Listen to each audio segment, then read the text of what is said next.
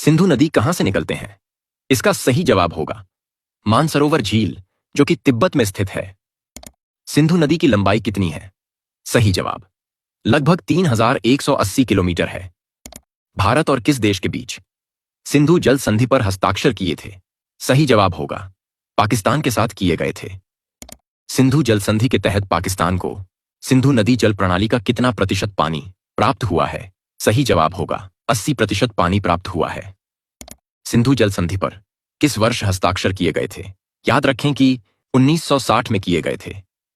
सिंधु नदी इनमें से किस देश से होकर बहती है? इसका सही जवाब होगा भारत, चीन और पाकिस्तान से होकर बहती है। सिंधु जल संधि के तहत भारत सिंधु नदी प्रणाली द्वारा कितना जल वहन किया जा सकता है? सही जवाब होगा 20% किया जा सकता है। सिंधु जल संधि के अनुसार कौन सी नदी पाकिस्तान द्वारा शामिल नहीं होगी?